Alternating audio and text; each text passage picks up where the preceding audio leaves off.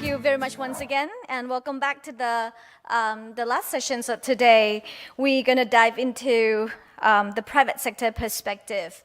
We have learned about track 2 perspective for this morning and earlier today. And I would like to welcome my panelists up on stage. I'm pretty sure you can learn a whole lot more from them. The focus of this session is the GMS, Greater Mekong Sub-region, the power source of trade and investment opportunities. We're going to learn more what we see in a different perspective from different sources and experiences.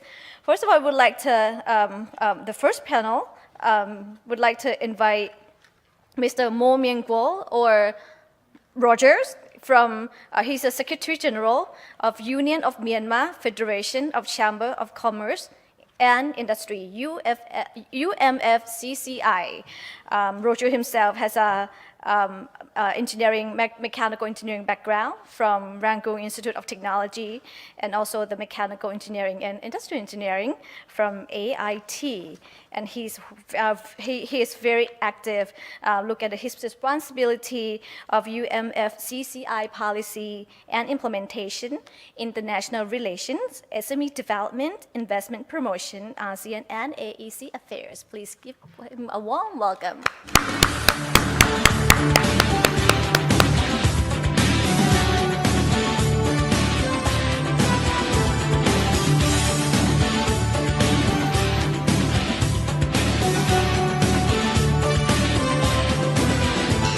Welcome, Rogers. And believe it or not, Rogers and I are classmates.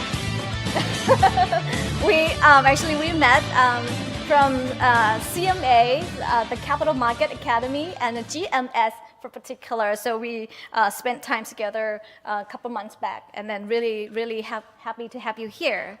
Second, I would like to introduce my second panel, Mr. Niak Samsain, the Head of Economic Research, Nanpan Institute of Economic Research. He has a strong background as an experienced analyst and practitioner, and his experience from World Bank from 2007 to 2014.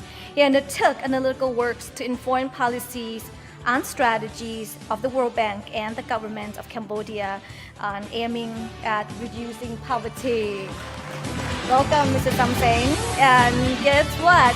Mr. Samsain himself, he is also an entrepreneur running a small cafe in Phnom Penh. I have to visit there next time. What was the name of the cafe? I can give you the airtime to talk about your cafe a little bit on. Alrighty.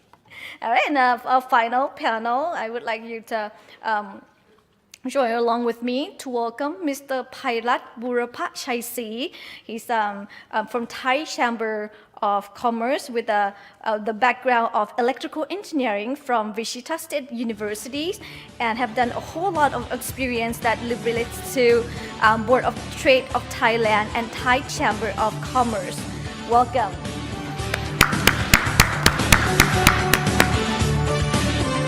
So we have all three panels all together, and I just realized that this stage is really a men's world. It happened to be Kun A and I, other ladies around here. So let's see if we can rock the stage right here. So first of all, I would like to invite Rogers to give us perspective of Myanmar and what we'd like to see, and what we can expect to see in the future post 2015.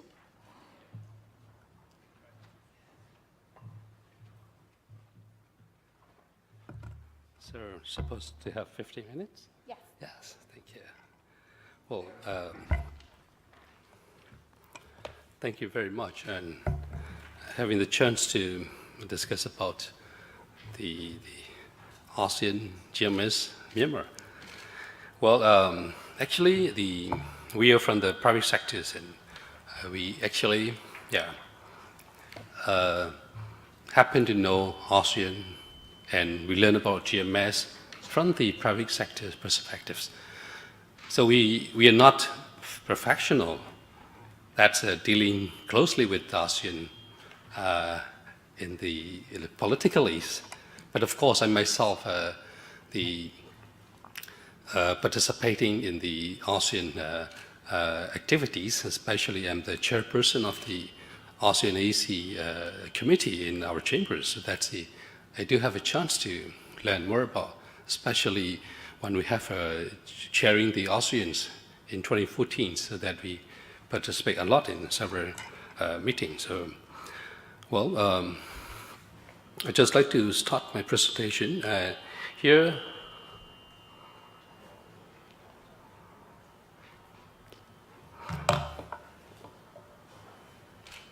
So,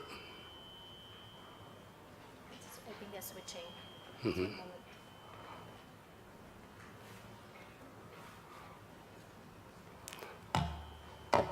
well, in my They're switching, yeah. As I said, thank you. So I will try to brief about the scope of the presentation. Of course, this is talking about beyond 2015, the vision. So that's why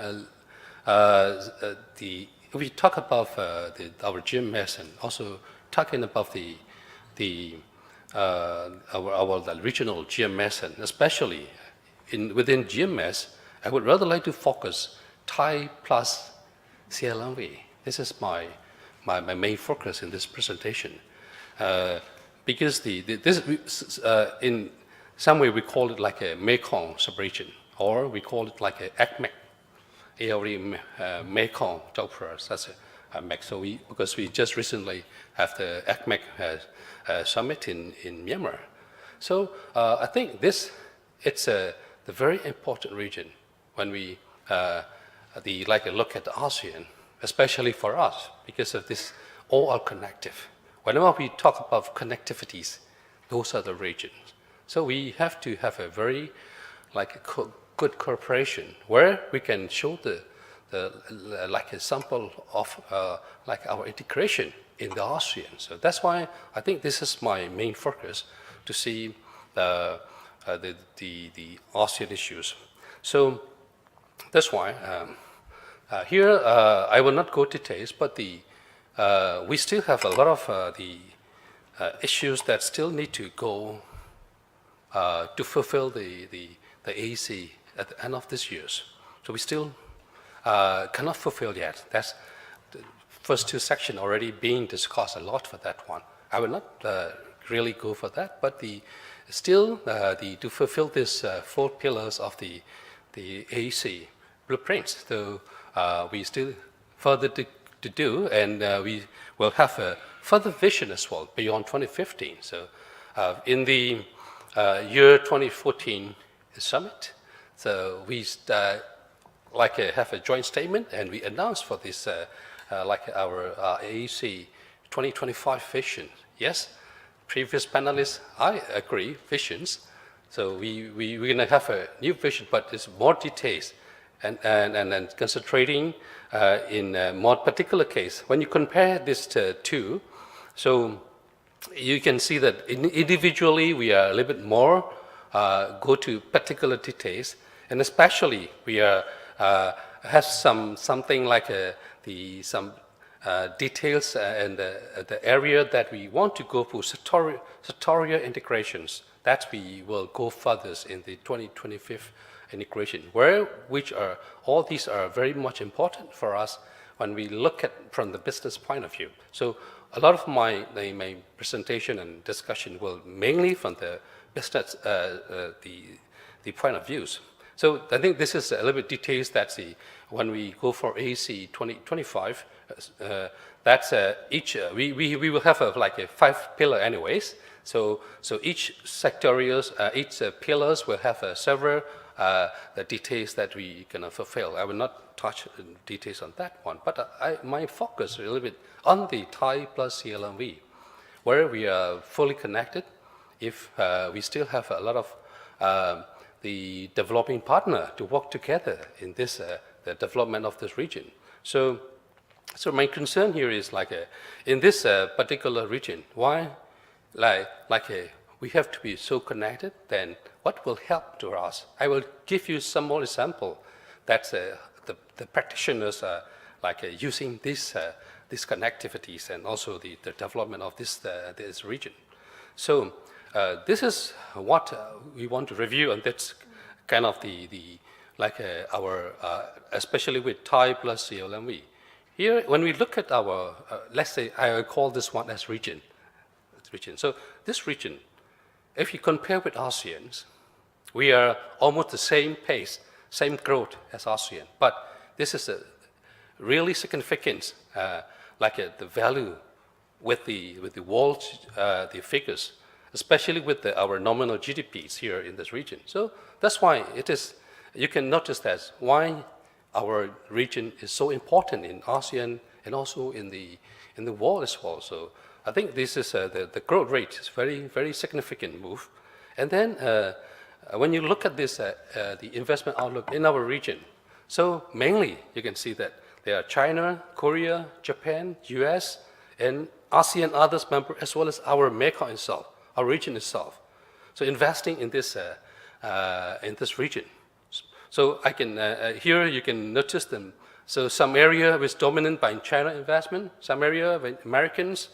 So now some area, of course, the Japanese. So Japanese have been very focused. I think the most success, the story inside our region is the Japanese investment. Because of, as you know, the Japanese are very detailed. Whenever they go, then they have a proper studies and they move collectively. So that's the good point they're moving. So that's why you can see that Japanese have been invested in Thailand about 44%, and of course in the other area like the Vietnam, there is the Japanese investment starting up, and also the Japanese are exploring more areas in the region. At the same time, of course, USA, of course, a lot in Thailand as well as in Vietnam. Vietnam investment, the U.S. investment in Vietnam is very significant. It's about 58% is going. So by seeing this scenario, that you can easily imagine that how the world is moving in our region and how they sharing the investment, the territories. So of course, Myanmar is just starting up, and then we do have very much influence by the Chinese investment. It's about 49%. Of course, the U.S. is coming about now 14% is coming.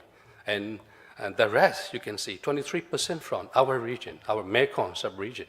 So that's why I think the Mekong sub-region, if we, is directly benefited to our country if we can really properly manage. Because of most of the export, if you look at it, that mostly we are selling raw material, especially to neighboring countries. So, but at the same time, we are importing a lot through the borders. So that in our economy, border trade is very, very important, especially for Myanmar. So when you look at further, as the Japanese, the movements, by seeing the Japanese movement, you can see how our region is organized. So here, just this is the figure from JETRO. They count these Japanese investors that registering in each country chambers. So more and more Japanese investors coming into our region, especially with Myanmar, increasing.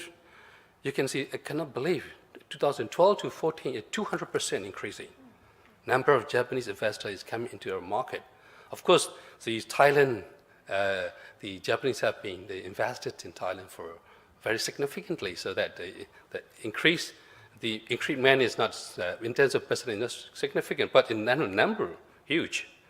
Over 1,500 the registers in the region, in Thailand alone.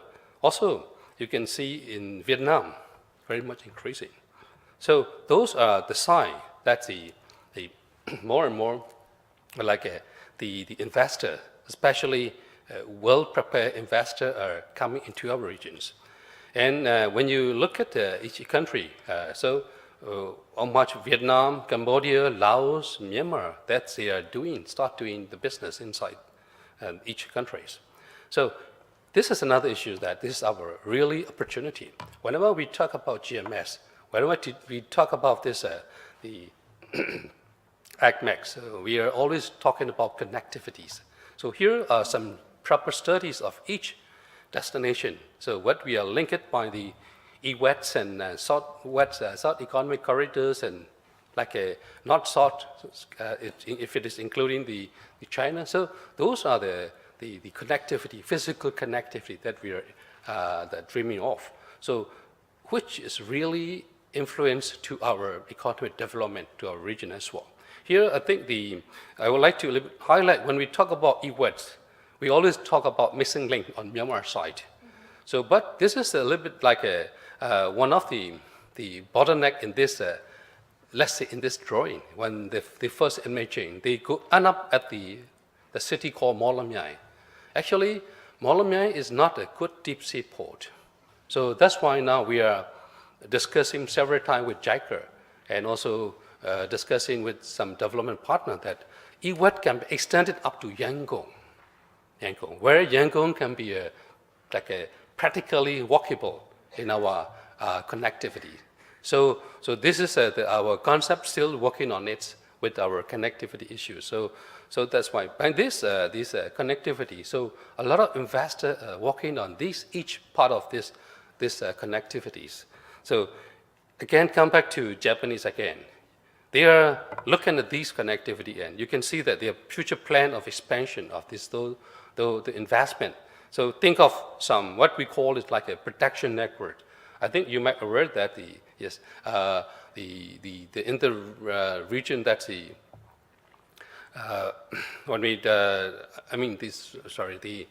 I just confused by the minutes.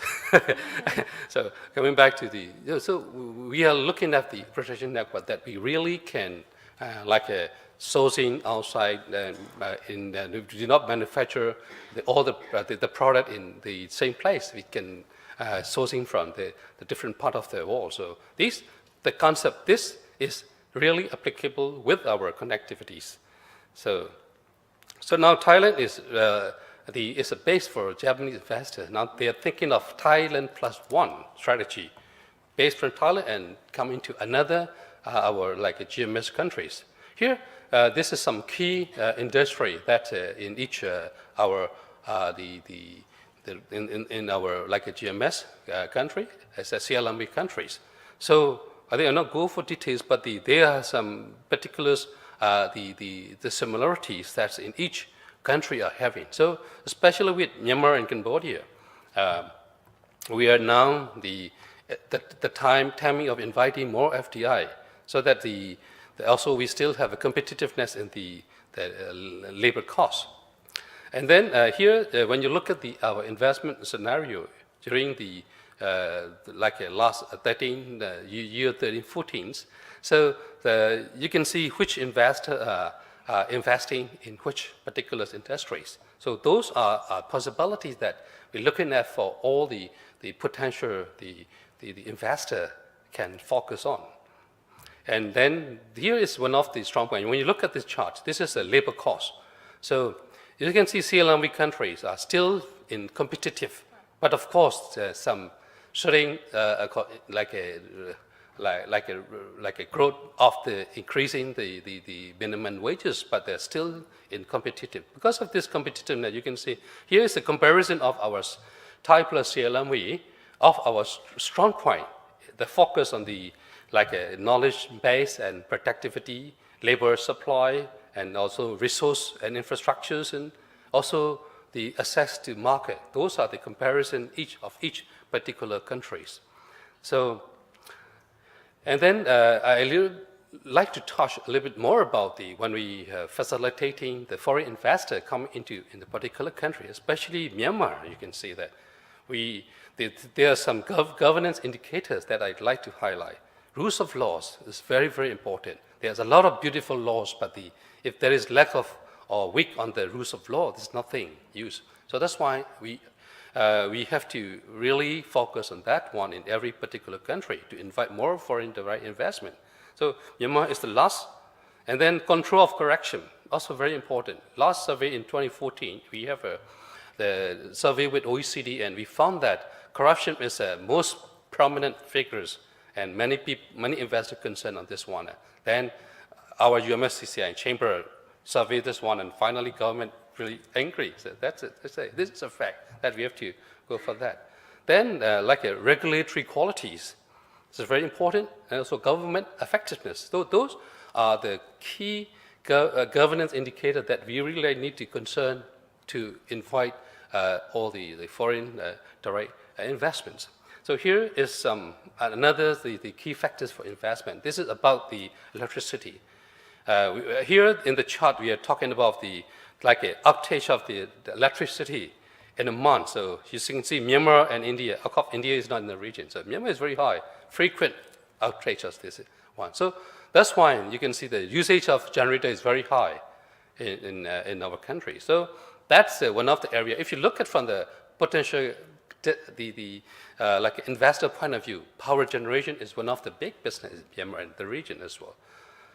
And so when we talk about connectivity, here I list down several points that Japanese investors facing based in Thailand and buying, purchasing from the region. Those are the individual factors that they are really tackling. Those is a benchmark that we can see, and then these are the areas that we have to solve. Okay, so Thailand are now having the good potential that now in our region, like Thai plus CLMV, Thailand is the only country that they can going out for the investment from the countries. The others still inviting in investment flow. So here, when we go further details of this one, then we still really need to understand, because our region is connecting with ASEAN. We really affected by, as a ASEAN member states, so we have to follow ASEAN challenges. So those are the remaining challenges for AEC. And then after launching date, after 2015, those are the AEC and their implications are involved. So let me stop for the one details. It's the Q&A question. I to continue. Thank you very much. Thank you so much, Rogers. Yeah. It's very intense, very intense. I love your data. I learned a lot from it. Let's hear for the second panelist here. Would like to invite Mr. Samsen to tell you more about, to tell us more about Cambodia perspective and also your cafe in Phnom Penh. Thank you. Fortunately, Rogers provided a lot of information and data on CLMV plus Thailand. So it's good to get an overview of how the economy in GMS are doing. So my presentations will focus on investment outlook, investment trends and outlook for Cambodia.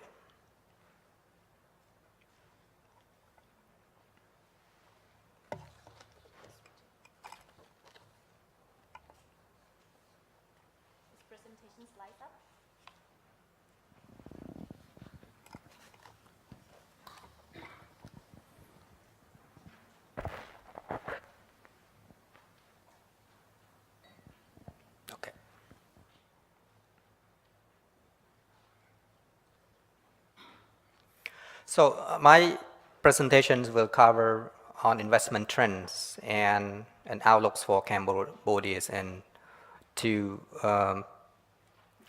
identify some challenges and opportunities and highlight the changes in government policy in terms of attracting more trades and investment to Cambodia.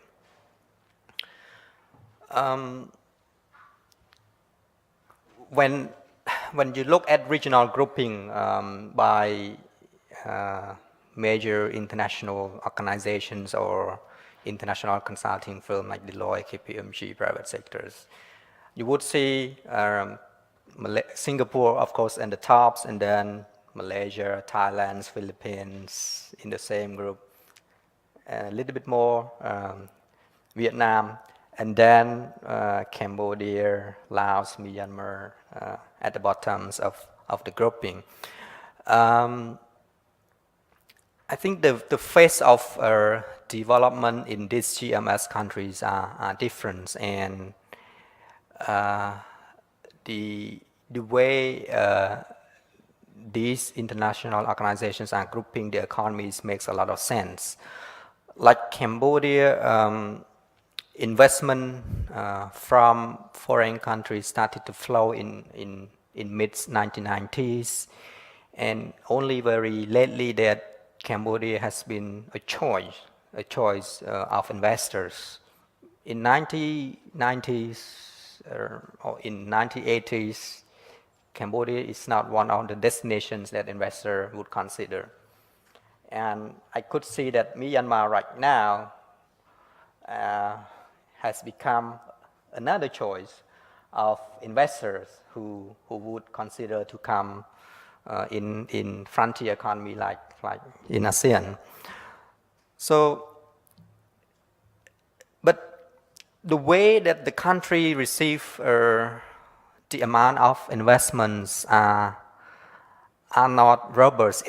It's really fluctuate from year to years, and the reason mostly was that in some year you got a very big investments, saying you got like $100 million to invest in a shopping mall, but in some year you don't have that big projects. In some year you have like 200 million to invest in cement plants, but in some year you don't. So I think in most of the country, if you look at investment figure, it's going to be volatile across the years. And if we compare the fixed budgets, the fixed assets of investment in versus capital, the fixed assets that investors declare are much higher than the real capital that they inject into the country. So that's why on the left graph you see, like in 2014, Cambodia received 1.5 billion US dollar in terms of investment in fixed assets, but in terms of registered capital, it's only 400 million US dollar. If you look at the top 4 investors to Cambodia, of course, our ASEAN neighbors, Malaysia, Thailand, Vietnam, have become at the top 4, but most of the time China's, and if China's is added with Hong Kong, then China's would be like mostly the top investor to Cambodia almost every year.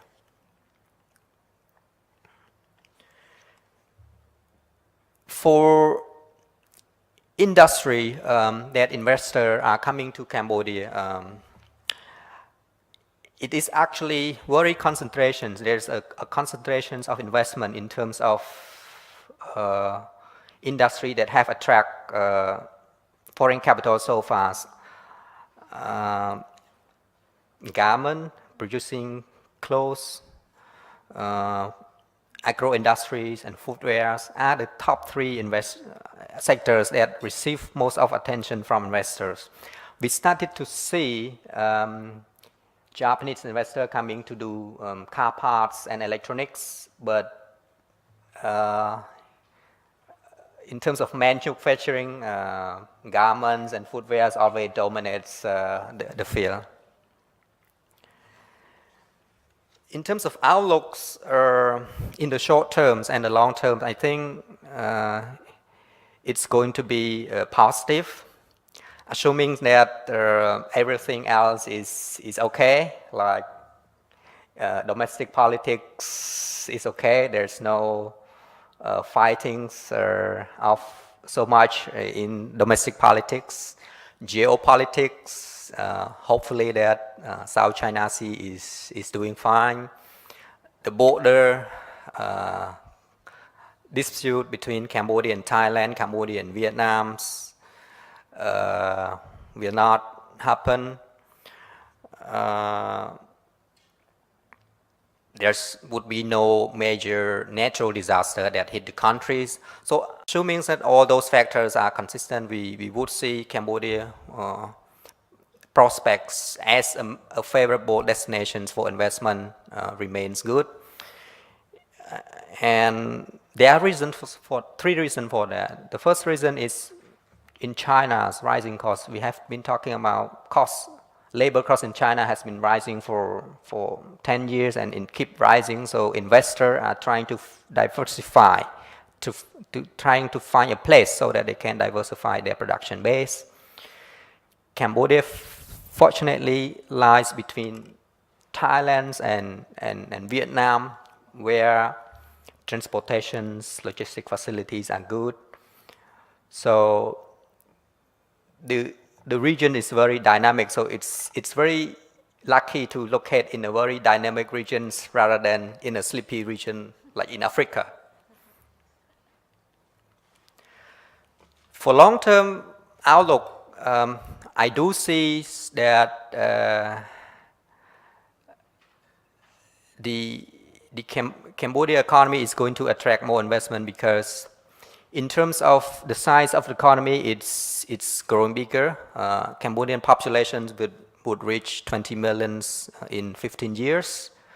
So you would expect more purchasing power.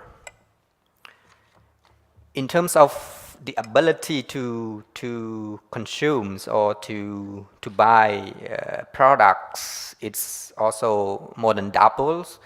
By 2030, we would expect that the GDP per capita of Cambodia would reach around $3,000 per year, which is between the Philippines and the Malaysia today. And this is not my forecast. This is the forecast of the World Bank economists. So it's like a neutral projections for long-term outlook for Cambodia. However, all these potentials, all these positive outlooks would not be realized if Cambodia cannot address some of the key challenges. And the first key challenge I want to raise here is the high electricity costs.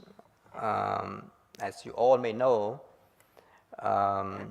it is one of the highest in the regions, much higher than Vietnam and Thailand. Informal payments and burdensome regulations still there, pervasive. If you have to do business, you have to know how to deal with bureaucracies. Cambodia has a lot of young labor, but the labor are not skilled. So to attract investor, it's not easy. It's difficult. Investors have to come and train those workers before they can start working. So these three are our internal challenges, but Cambodia have to manage some other external challenges that are on the horizons.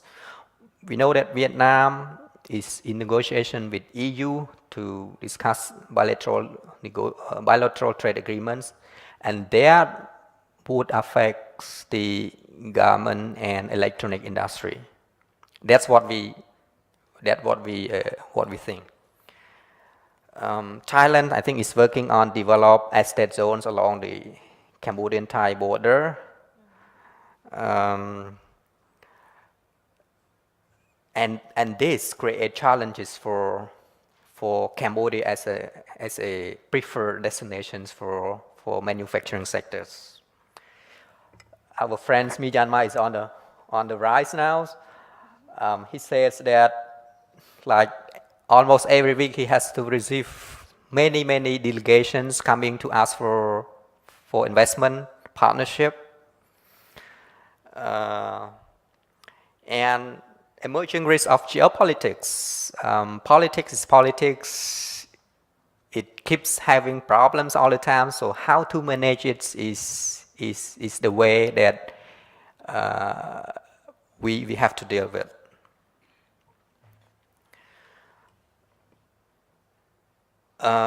Cambodian government have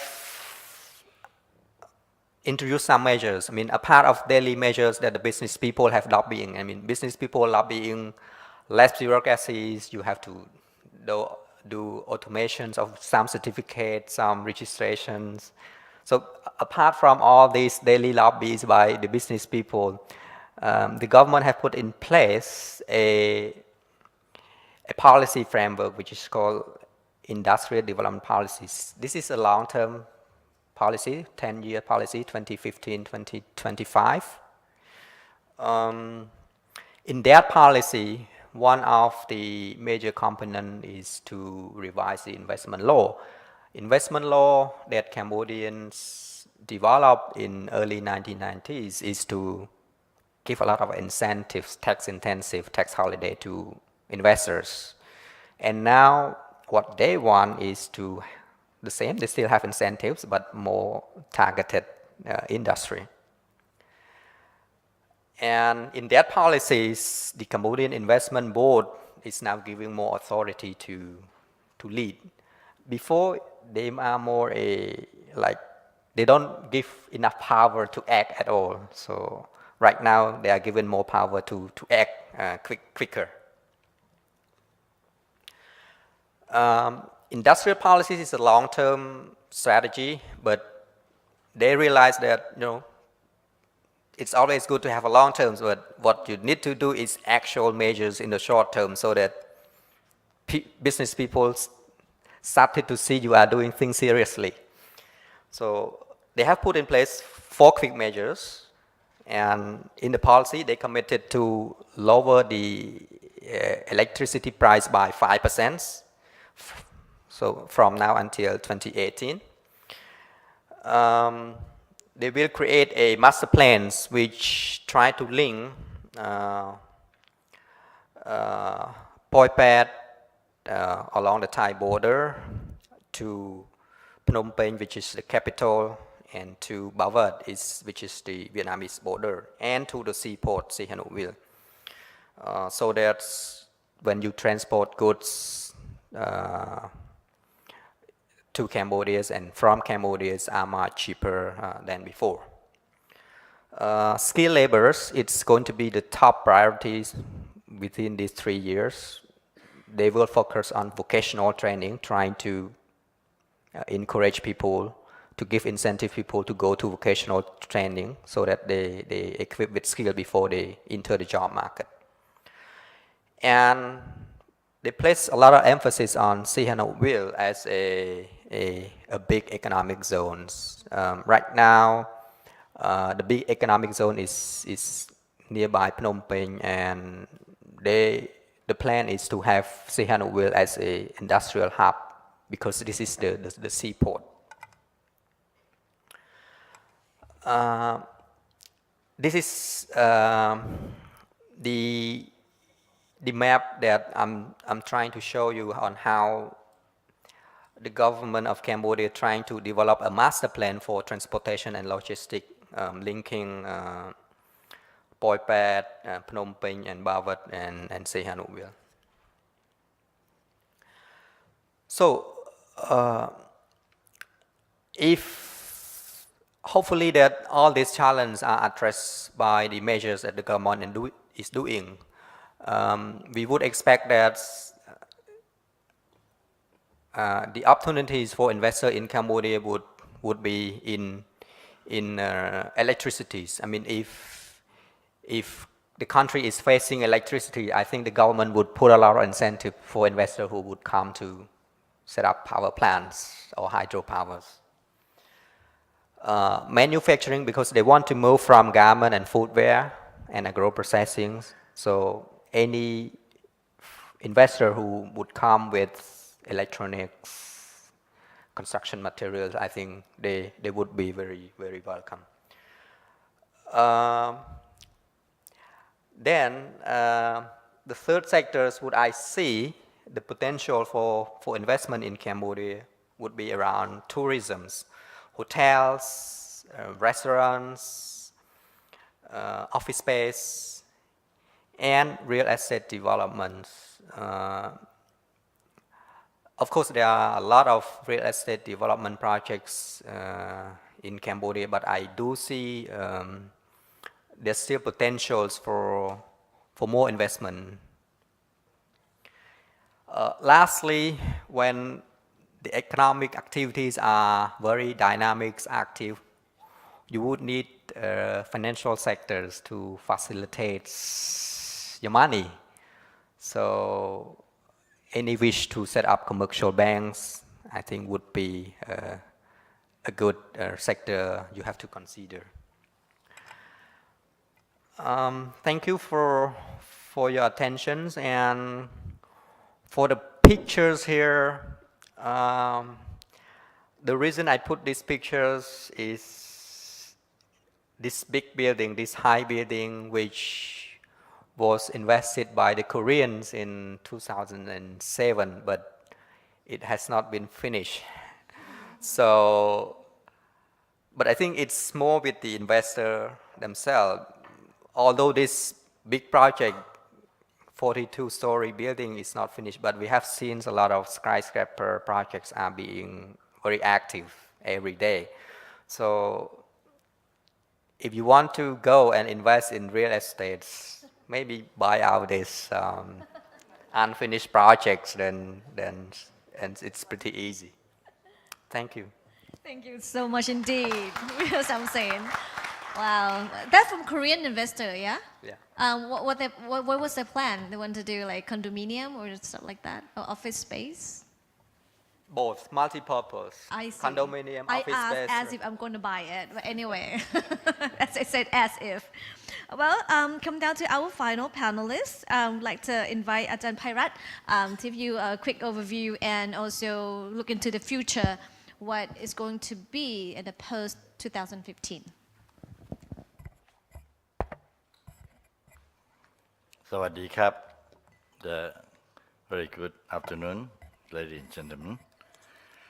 Since I'm the last for this for today's section, and Roger and Samsen had already outlined cover a lot of detail on the economic issue, as well as the potential growth in this region. For Thailand, we are right in the middle. Whether we turn left or right, north or south, we actually, if you look into Thailand, is strategically well located. If you look into as in the ASEAN, we are right, to have the most land link of all the country. Most of the ASEAN countries are islands. Philippines, Indonesia, Singapore, of course, is an island state. Even Malaysia is east and west, Brunei. So if you look in all that, Thailand is the most centrally located, as well as we also are the sandwich between the two countries, the two major economies in the world, which is India and China. So taking this strategically located location, I think we would have to look into the opportunity as in the past, as Roger has stated now, that we depend a lot for the foreign investment to come in and invest it particularly from Japan. And today, interesting enough that even a country like Japan have come to Thailand to encourage the Thai business people to invest in Japan. JETRO, for instance, we have signed with the Joint Standing Committee or KOKORO a couple of months ago, and witnessed by in Japan when the Prime Minister of Thailand visits Japan, and Prime Minister Abe also witnesses the first time between the government and private sector witnessed in joint effort to encourage more Thai to invest in Japan. At presently, there are Thai invested in properties because of the Japanese yen is quite attractive, from 90 yen to $1 to about 125, as well as other industry also marching to those places. And also in other parts of the world, you can see that more Thai. Actually, if you look into like China, for instance, there is more Thai investment in China than the Chinese invest in Thailand. In the past, every $100 go to China from Thailand, only $10 from China invested in Thailand. Of course, around the CLMV country, major Thai company also invested in our neighboring country. I think this is very healthy, and we also encouraging as the Thai Chamber of Commerce also interested in the educational. We own and operate one of the largest and oldest private university called University of Thai Chamber of Commerce. And now we also set operation together with the organization from Roger, the UMF CCI, to set up a master degree program called MBA Global in Yangon, and now also spread the wing to Mandalay. And it's getting very popular, and also to link with Myanmar, because Myanmar is rising as some sense have indicated. We view that educational is very important, as when they come, particularly they come to Thailand for education. We have conduct a lot of classes in English. By the way, I understand that ACG, one of the major corporate company here in Thailand, have announced that they're going to make English as their official language for communicating among themselves. I think since they are the global company, and they want to concentrate mainly in ASEAN as well. In term of communication, that is very important, as indicated that we also offer the class in the Chinese, as well as in CELAC, Southeast Asia, Latin, Caribbean Trade Center located at the university. We also now offer in Spanish. We have attract so many students from all over the world. I think at the moment altogether more than 30 nationalists from different parts of the world, from Africa, from Latin country, mainly of course is from Asia. About partly, the biggest number is from China. I think this type of linkage to education we see a lot. That when they go in class together, after completed, the reason they come to the University of Thai Chamber, because we also have around more than 80,000 enterprises as our member, cover just about every industry. So if they're interested to practice their practical training in any of our member in any industry, we can connect it that. And then, so it make it easy for the Thai corporate to invest in those countries by using this student, or they later on could be a business partner with their classmate, since they are mixed up with the Thai student and other international student. So this is the kind of connectivity that we would like to encourage, and we feel that this is the kind of the future young generation, that we cannot be alone.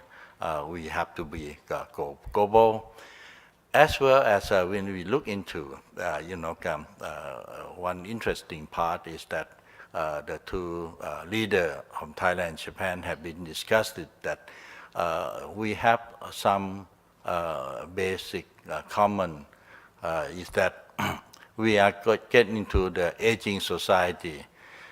We have a negative growth, so is Japan. And we expected that even 20 years from now, the population in Thailand, presently about 67 million, probably we will remain at about 65, no more than 65 million. That means there's no growth, even negative growth. So that means that what that means? It means that we will have to think of the business model, how we're going to be able to service this aging society, senior citizen they will going to have.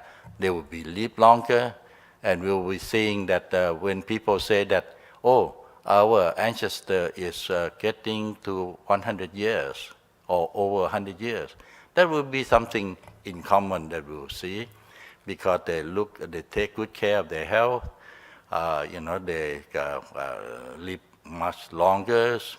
And then, so of course, it's going to be difficult on the younger generation to support these people, the senior people. And you can see that more and more that even in corporation, that they will extend it, their working for up to 60 years to 65, some to 70. One area that we can see is in the justice area that they extended, I think, right now to 70. In the medical care, they probably extended to that level. The management level, mostly that too. So this is it's going to be a different world and different. Remember, even in the transport, when the world introducing this containerized system, it's throw out the whole different way of transport. This kind of transportation is going to a different way, make it faster, cheaper, and more less damage, and insurance coverage is also premium also less. So they're changing the whole logistic concept. So this is something that we see that the world is going to be different than, especially when the government have indicated that we have getting to the digital economy, digital world, and so we are working out on the digital economy, and also we want to be as a trading nation because servicing is an area that the Thai is expert. I think we also, no matter what we do, we still will have to be specialized in food. So this is an area that we do well, and we will extend it. And then food is go beyond just to feed the human being. It's also mean of energy, a portion, and also a large portion is also go for animal fat.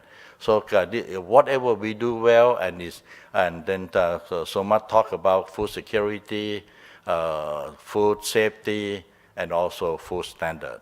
And this is something that the Thai would have to live with, and also we are proud to be that we want to feed the world. We're talking about what we want to be the kitchen in the world. And Thai food is very famous.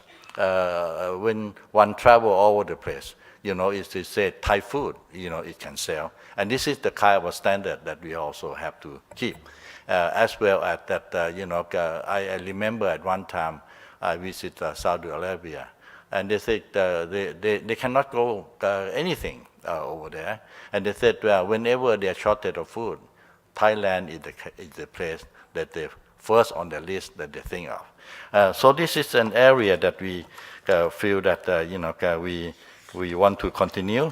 And then the area, the challenging that what other people look into us, as I think Roger also mentioned, it's also happened here. Is the corruption is the biggest challenge that we have to tackle. And the Thai Chamber of Commerce is, of course, we are the leading role, and now we be able to have all the alliance. I think we have gathering lots of organization because we cannot do it all alone.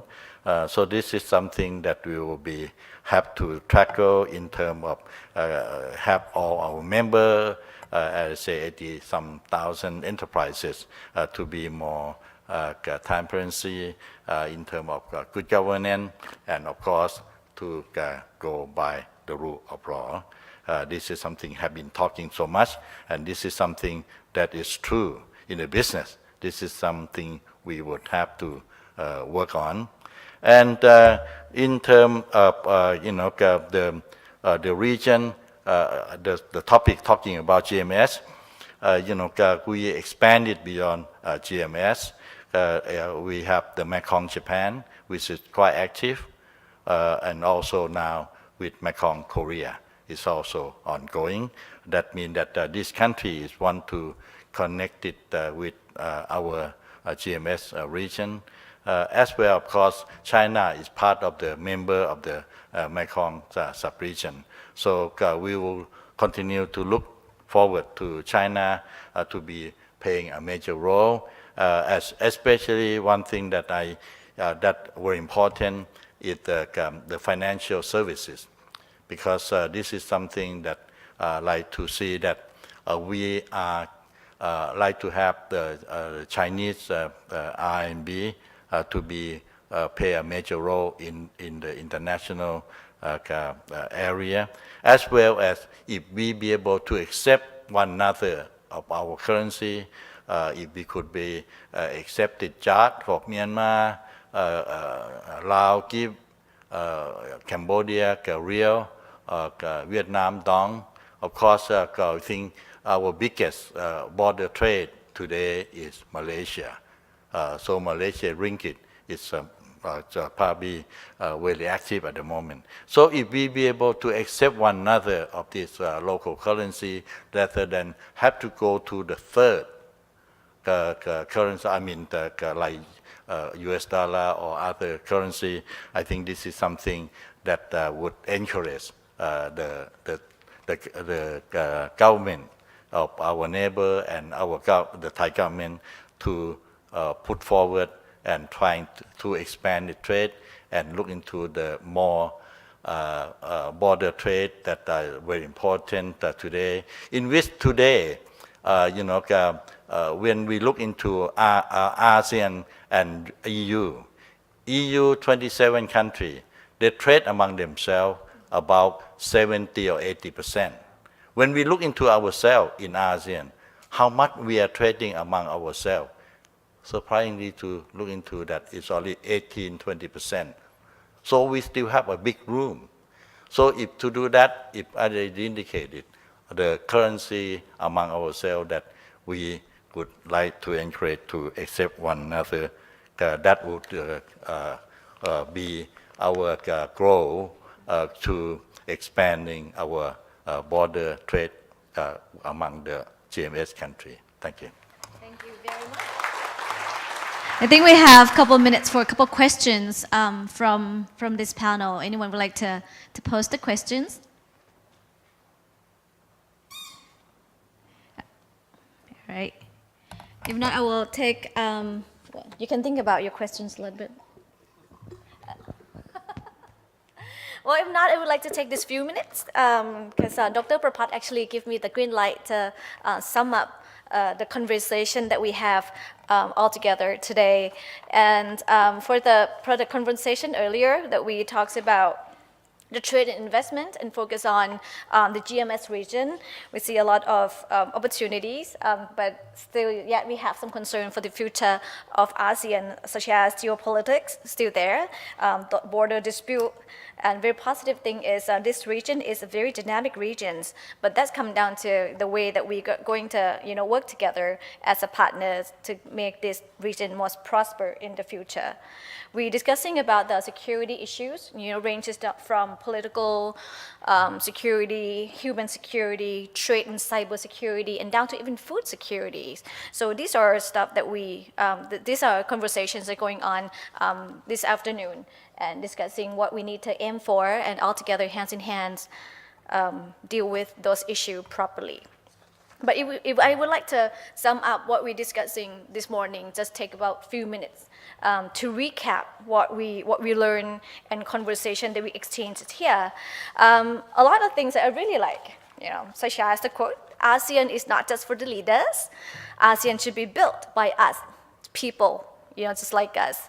What we see as an ASEAN quiet revolution, there's so many things, which include human resources and institutional capacity buildings. We discussed about the lesson we learned from EU, ASEAN, and has no need to rush. I love this quote this morning, and I put on my Twitter and Facebook that ASEAN doesn't have to be too fast, too furious. We can go slow but sure, because we need more time for assessment of the current level of integrations. And we still have the AEC and ASEC imbalance that is a huge issue that we need to work on. Also, we still need to identify the optimum level of depth and the size of integration. So that is a very fantastic things that we would like to take it to further to the action. Another conversation we had earlier this morning that ASEAN politicians should pay more attention to ASEAN's issue. And right or wrong, because at the moment, ASEAN issue is not their election issues. And I quote that from Ajahn Professor Termsak. And yeah, we need political commitment.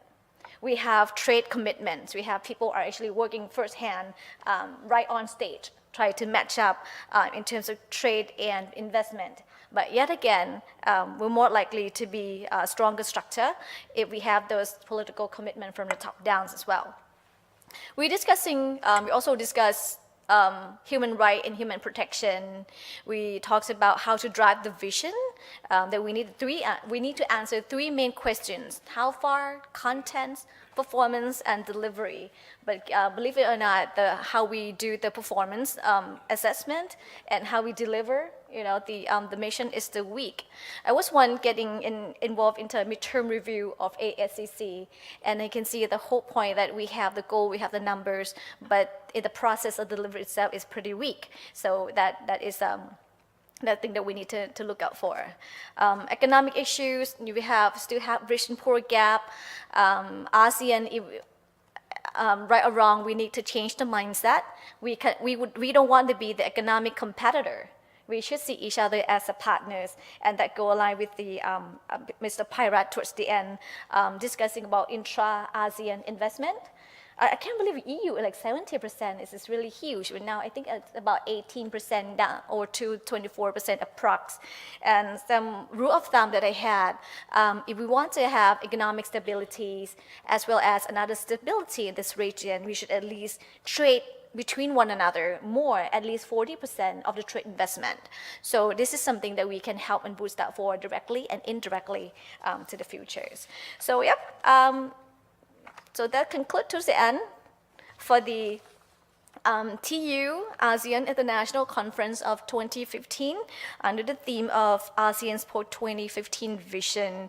I would like to thank all of you, ladies and gentlemen, distinguished guests, the thought leaders, my panelists, my panels, and as well as my most heartfelt thanks to Dr. Prapat Tepchatri, the Director of Center of ASEAN Studies, Thammasat University, for joining hands with ASEAN and give us the opportunity to be here, and you be here and joining all this conversation together. So back to you, Kunle.